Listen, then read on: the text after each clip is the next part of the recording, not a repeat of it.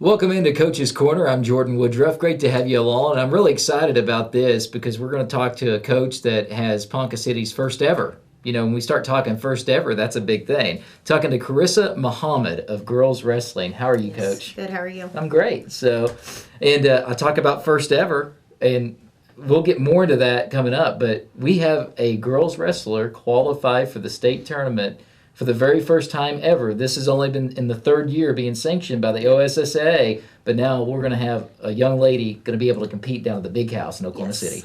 Yep. A big historical moment for Ponca City. Just this year in total has been a historical year. We had a winning record for duels.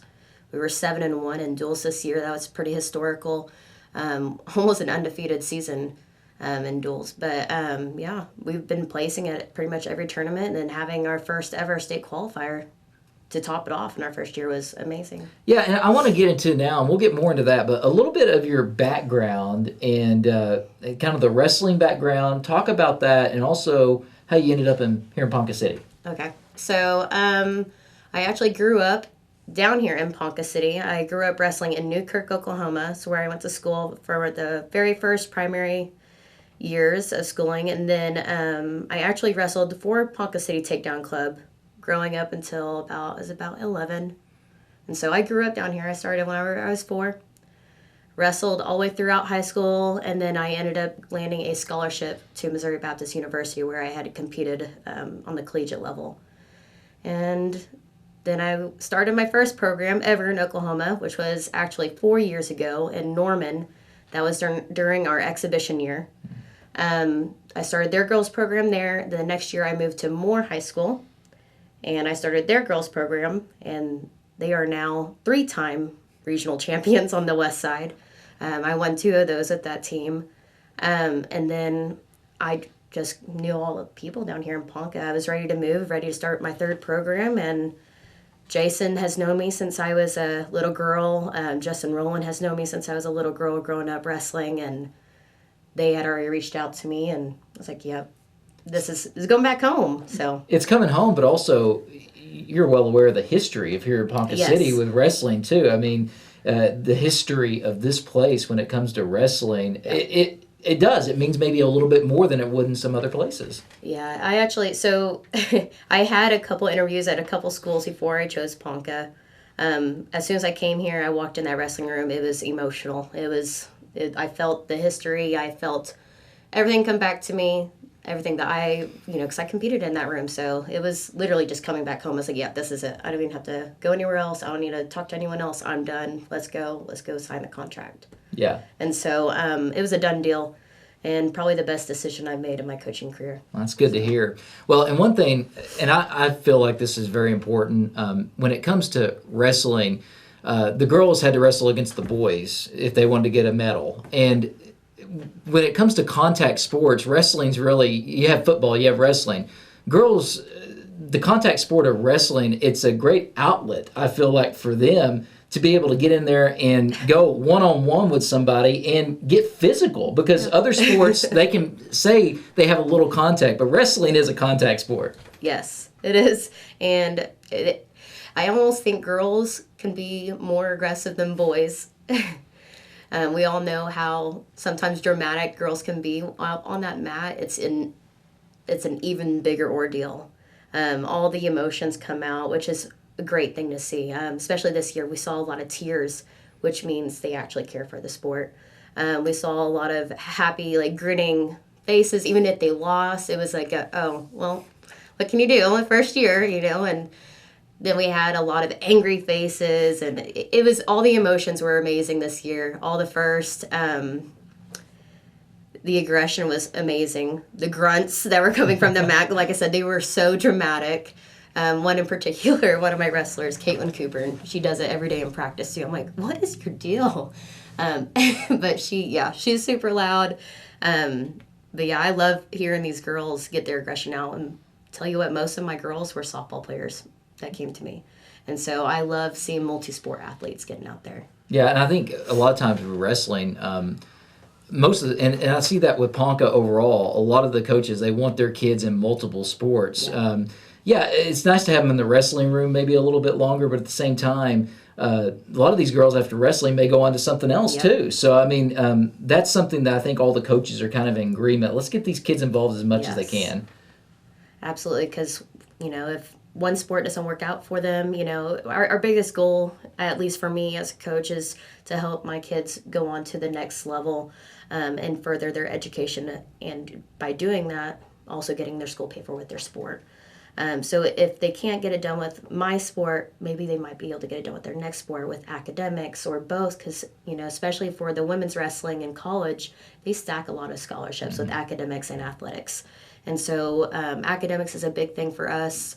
I preach to my girls, you have to have the grades in order to compete, But yeah, having those multi-sports and having that kind of space to juggle around which would be best for you to move on, just having those options, I think is very important.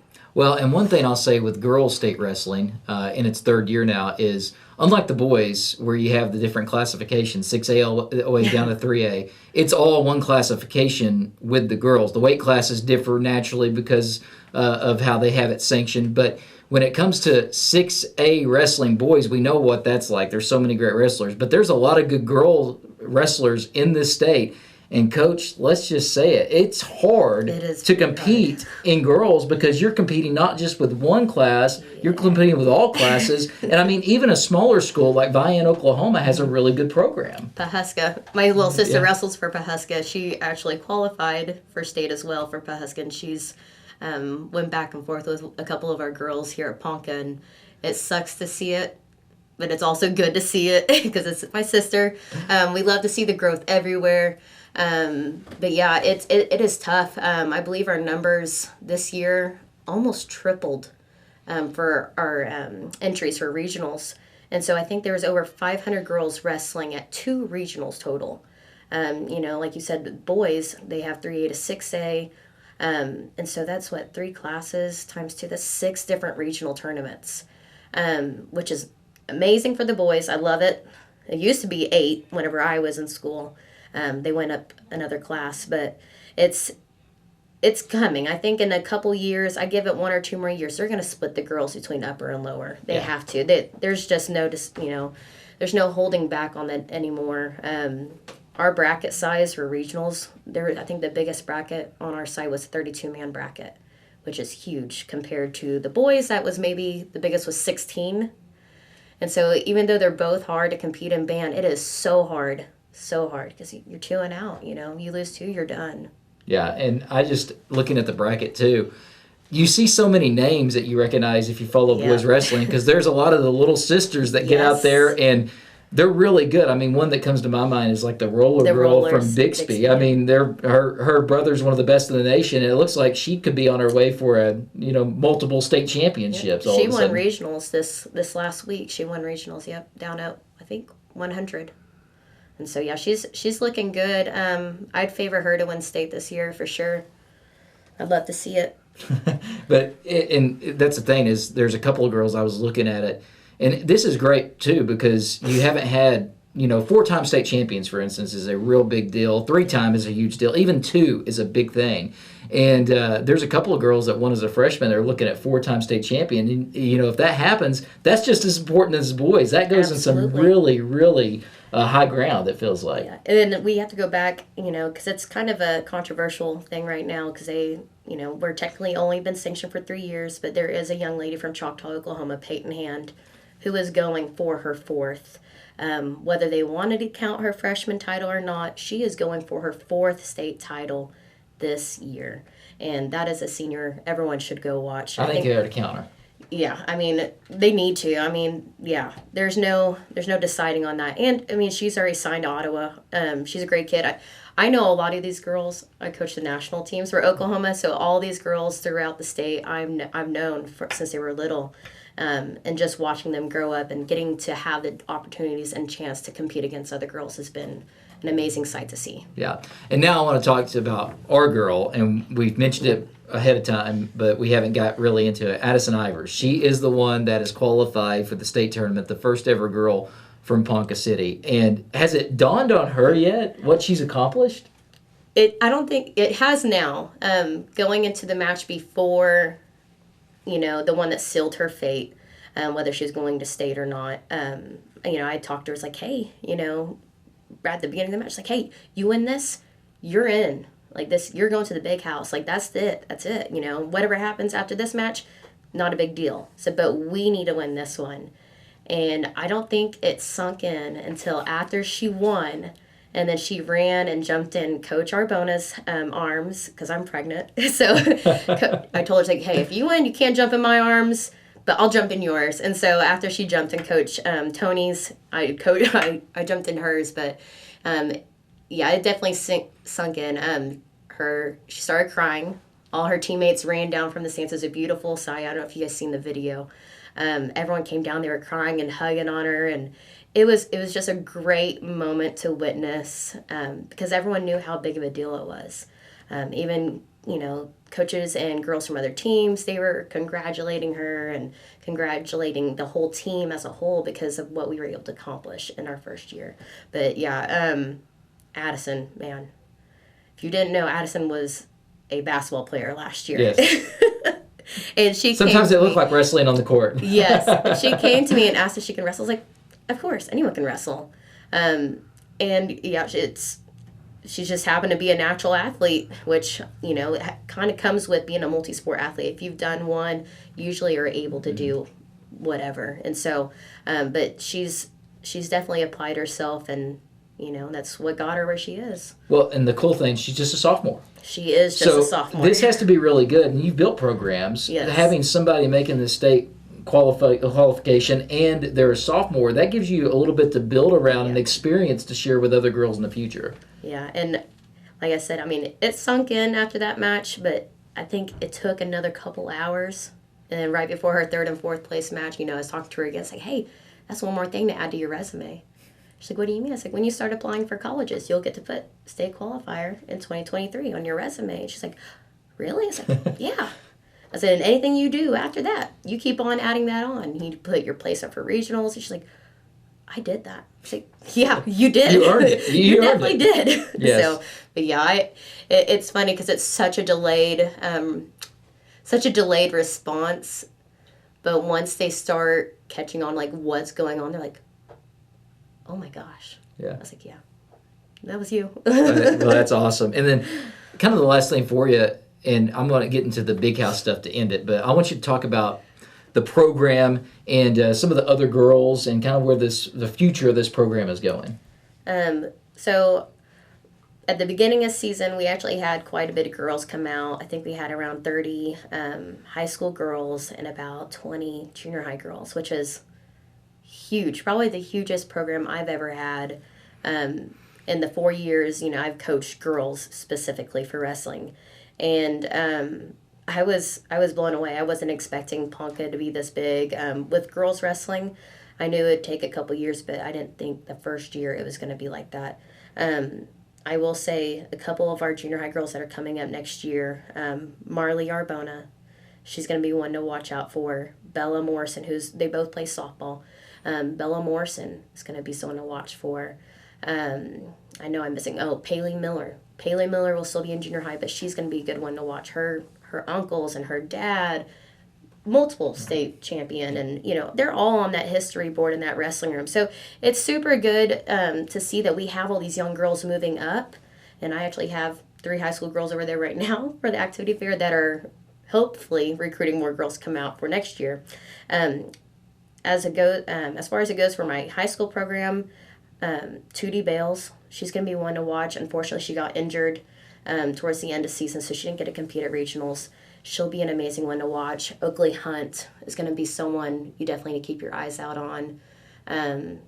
Even Isabel Herrera, our 190-pounder, I would keep your eyes out on her. I think these girls are going to be a force to be reckoned with next year, all of them. Yeah.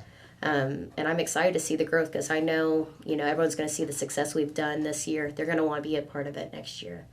And that's just how you continue the growth. Yeah. Keep on being successful. Last thing, and you know this well, I talk about sporting events, and I've been to a lot of sporting events, and I get fortunate enough I get to cover the wrestling, but the quality of wrestling, and as far as like to me, if you ask what the best sporting event in this state is, and it's a sporting event if you've never been to, you need to go.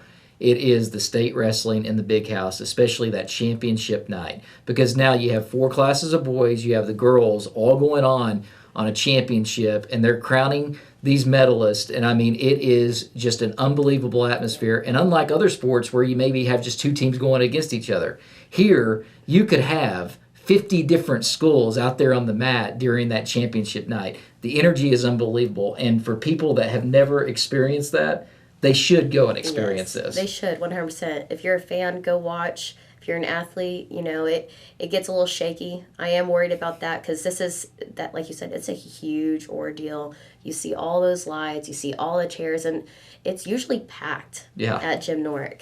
And so I definitely say everyone should go, you know, support our girl. We have 6 boys that are in. 100% come support. You know, we thrive on having our support system there. And so having that, you know, presence, I think she will actually perform better. I think the boys will perform better. We like putting on for our hometown. And so definitely something you need to experience. And I'm excited because I know I have a lot of girls that are going to get to experience it for sure next year. And so I'm excited for Addison to experience it this year. I think it's gonna be an eye-opener, and she's going to want to do it, you know, for the next 2 years. Yeah, well, just being a broadcaster and being to broadcast that, when you see it, I mean, it's my favorite event now because just everything that goes on. And not only that, the wrestling community is such a good, tight-knit community. So I always say, yeah, we're maybe calling some other schools in our area, but those kids wrestle against those others. They're friends with those other kids. They're competitors. So it's really a tight-knit community, and you kind of know everybody in the state that wrestles in a way. It is, yeah. You'll have those rivalries, but like you said, we're a tight-knit family. At the end of the day, you know, once you step on that mat, it doesn't matter whether you're a family or not. You go out there and you compete. After that, it's a family, you know. Back in like 2012, wrestling was about to be ripped out of the Olympics.